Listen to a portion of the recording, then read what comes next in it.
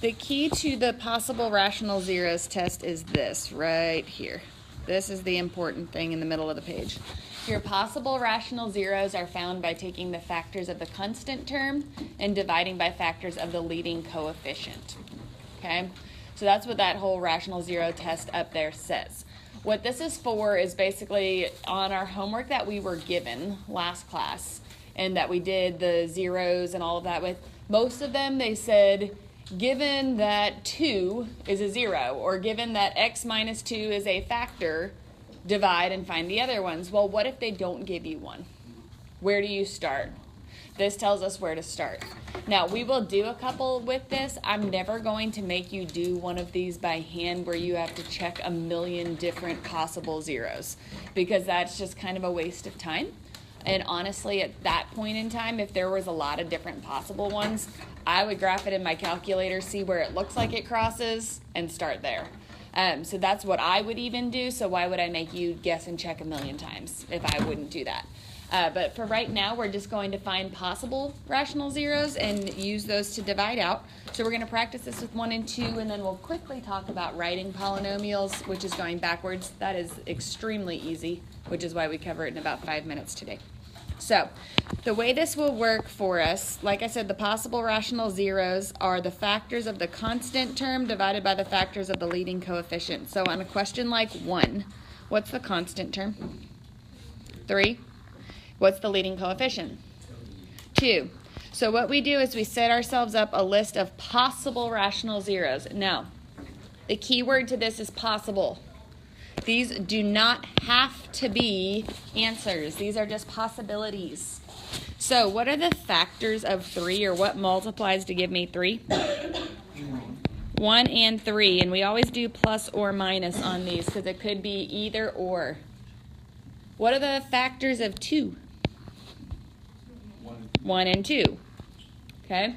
To get our possible rational zeros, we divide each number on top by each number on bottom.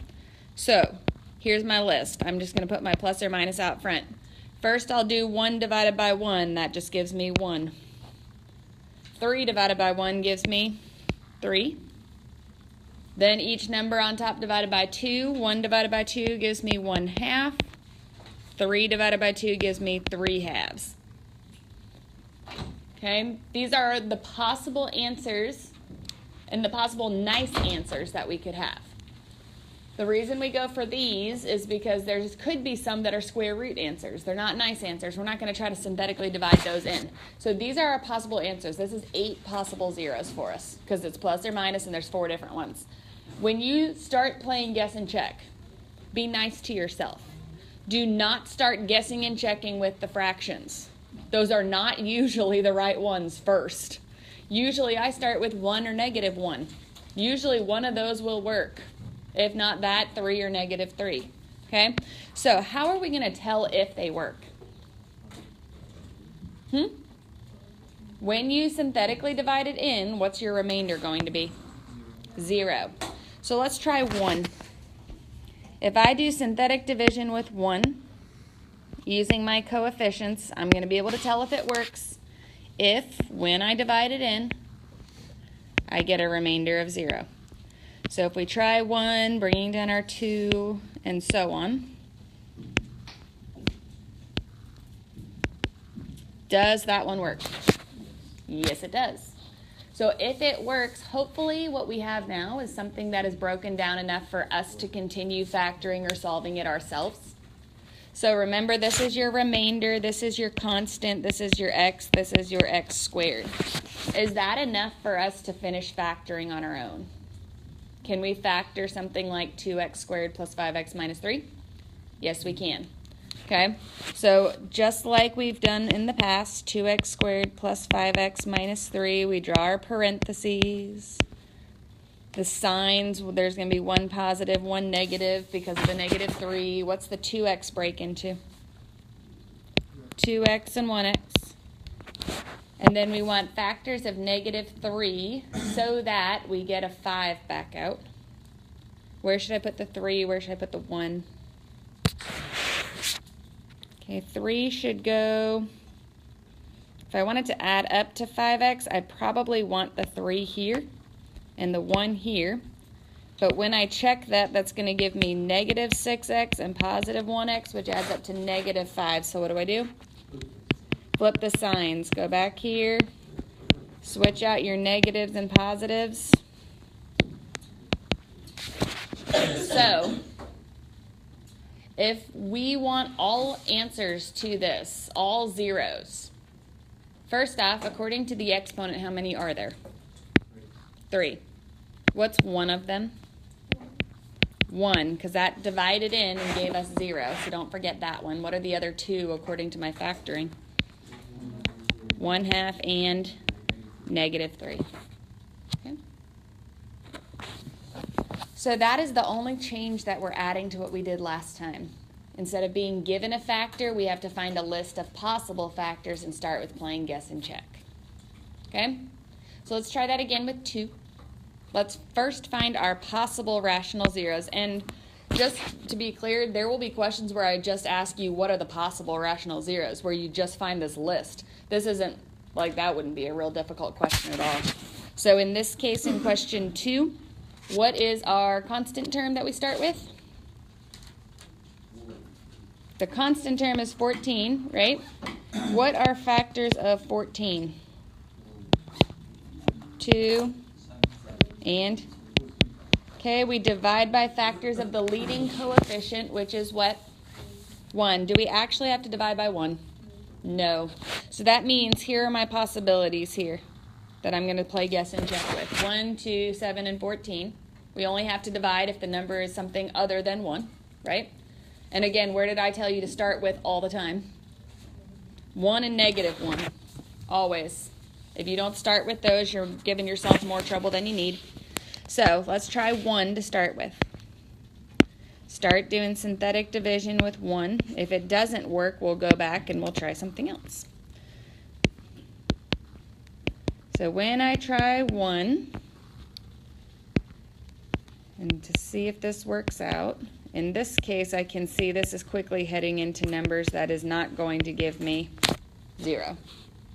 So if 1 does not work, I go back, erase what I've done, and I go flip and try negative 1. If that one doesn't work, I move on to 2 and negative 2. Again, do the easy numbers first. Usually you will find 1, because how many different zeros do I have for this one? 3. So the chances of me finding 1 early on are pretty good. Okay. Does this one work either? Nope. That one doesn't work either. So I would try 2, negative 2. This is a pretty quick process, so even though it is guess and check here, it should go pretty quickly for you to try some different ones here. This one goes very quickly, not in the right direction. So then I would try negative 2.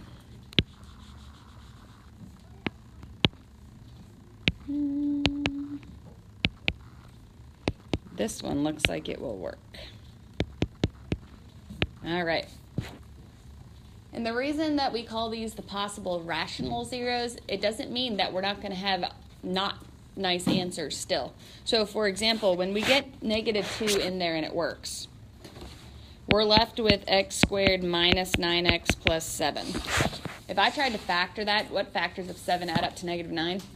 None. Does that mean I don't have any other answers? No. What does that just mean? What?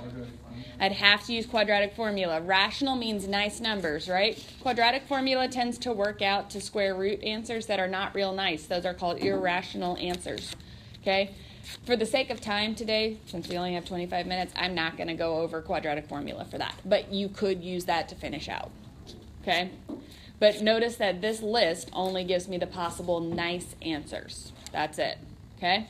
So the other part of this is what we've been talking about. If the exponent is 3, I expect 3 answers out of this. Just if they're not nice, it doesn't mean that you don't have answers. We can use quadratic formula. We can get irrational answers. We can also get answers with i's back out. That does happen. Okay, so we will see that occasionally.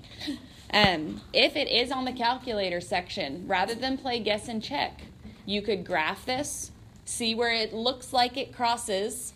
To confirm, do synthetic division. Okay, so if it looked like for question 2 that it crossed at -2, I would do synthetic division, see that it works out to 0 to make sure, and then go from there to finish it out. So you can use your calculator as a tool if it's a calculator section. Okay, flip to the back of this and we'll just finish up trying 1 or 2 of these other ones. Like I said, I'm never going to make you guess and check with too many different ones. So something like 3 would only be a question where I ask you for a list of the possible rational zeros, because if I go through the factors of the constant term, the 24, what are my factors of 24? What goes into 24? 1, 2, 3, 4, 6, 8, 12, 24. Even though the leading coefficient's only 1 and I don't have to divide that, who wants to guess and check with all of those? Not me. Okay? So I could ask you a question where it just says, what are the possible rational zeros? In that case, that's your answer. That's not a difficult thing. You just have to know how to find that. Okay? But like I said, I'm not going to make you guess and check with that many possibles. That's just not nice. Okay? Let's try to do 4 together. Okay? Factors of the constant term on this one. Plus or minus what? 1, 2, and 8. The leading coefficient is 1, so do I actually have to divide by that? No, because it doesn't do anything for us. So then we start by picking something to guess and check. I would pick 1 or -1 to start with. Now this one, remember when you do synthetic division, what are we missing in our exponents here? X to the 4th, so I've got to put in a 1, 0, 1, 2, -12, and 8. This is where it really will throw a wrench in your guessing and checking if you forget those zeros. It doesn't help you out at all. So if I guess and check on this one,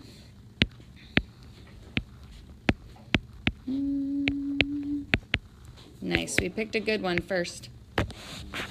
1 does work out nicely. Now, is this broken down already to the point that I can factor? It's all the way out to an x to the 4th. It's got 5 terms. Do I know how to factor something with 5 terms? No. So that means what do I have to do? Do another guess and check. Okay, so 1 works. And here's the other thing. Just because 1 works, it doesn't mean 1 isn't going to work again. Because what could it be? A double root. So it could work again. You could try that again if you want to. I wouldn't go for it first. I would probably try a -1 first, but we'll see. So let's just see if that works. How do you write a double root? A double root would count as like an x minus 1 squared on the outside. On this case, -1 does not work. So I'm going to go back and try something else. Just because this has a lot of the same factors in it, I might try 1 again. Sometimes that works out for us. And it does. All right, so 1 worked a second time for us. Now is it broken down to something that I can factor? Okay, this is our x cubed, this is our x squared, this is our x, and this is our constant. What do I do with something with 4 terms to factor it? The box. Remember with the box, you put the first term in and you just go left to right, top to bottom, and take out greatest common factors in each row and each column. So what's my greatest common factor in the top row? X squared, and then 4, x, and then 2. So if I wanted to find all the zeros, all the x-intercepts of this, I've divided in what already? 2 different ones. So I have x equals 1 twice. It's an x to the 5th, so how many answers do I need? 5. That's 2 of them. How do I get the other answers from my factors here? Set them equal to 0. If I set x plus 2 equal to 0, it gives me -2 as my third answer.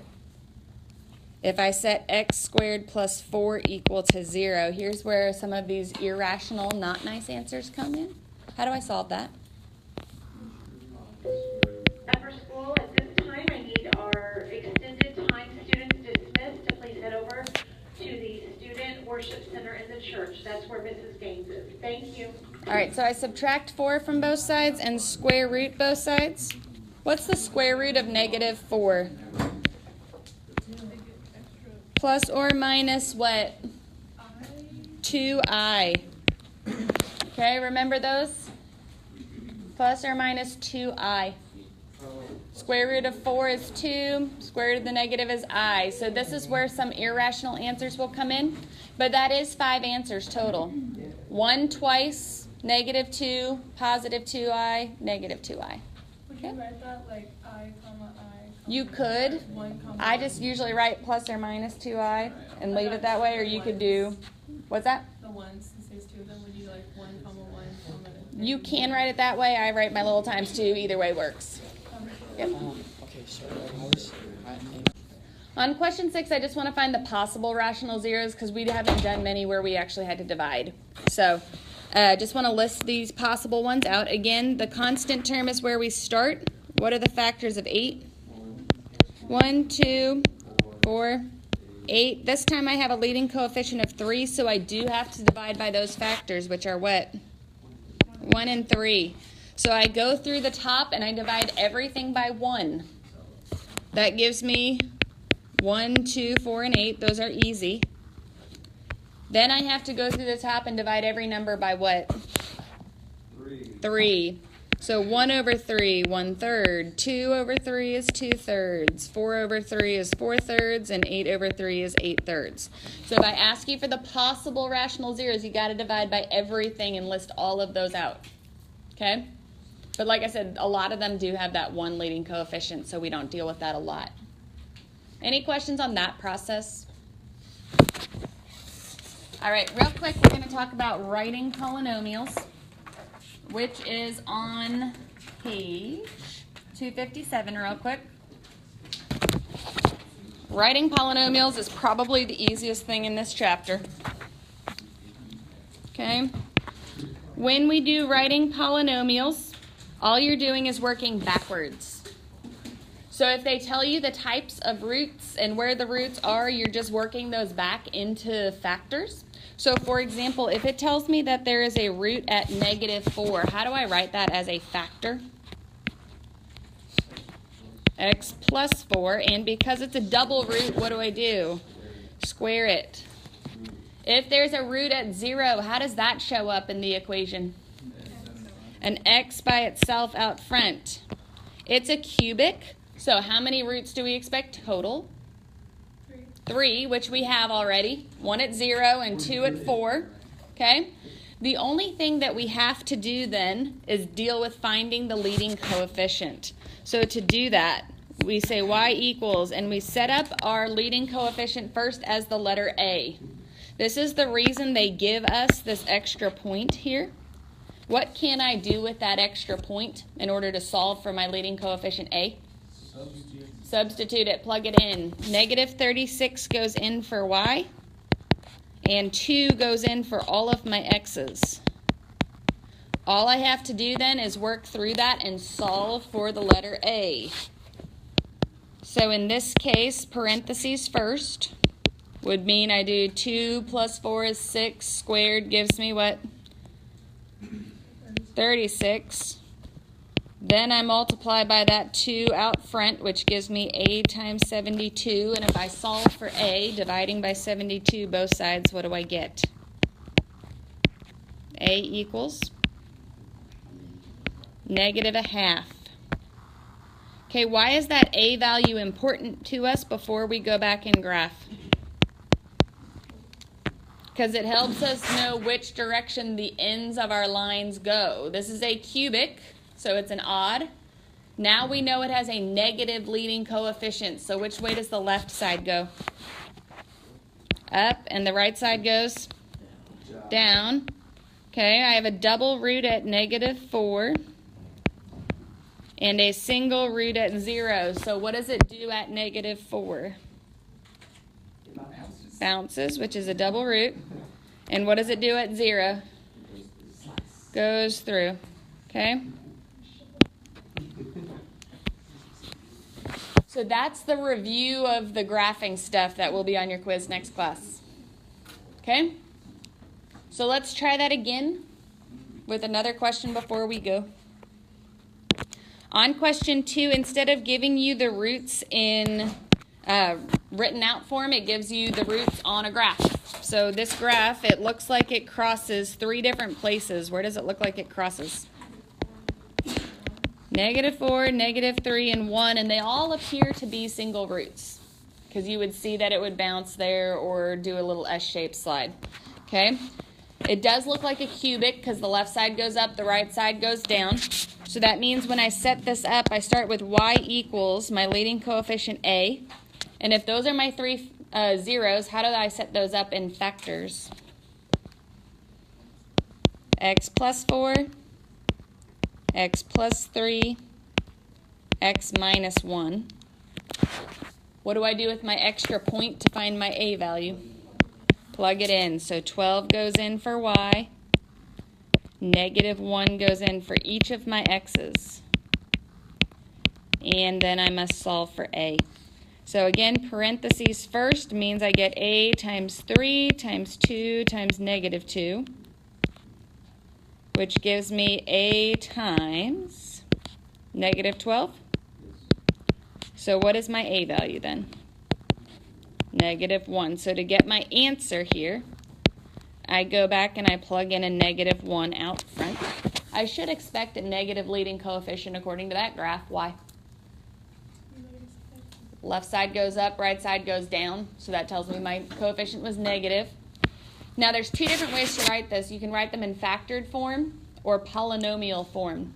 Polynomial form simply means to multiply out your answer. Okay? I wouldn't do that to you with too many factors. But in this case, all you would have to do is what with this? Foil slowly.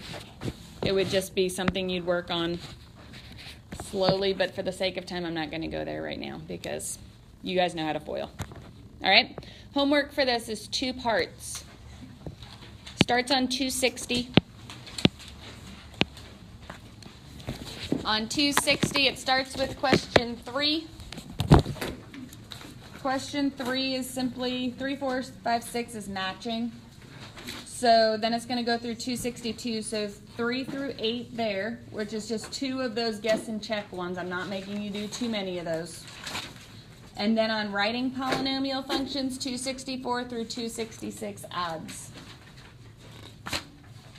264 through 266 odds. Let's switch periods. We're going to be going to second period.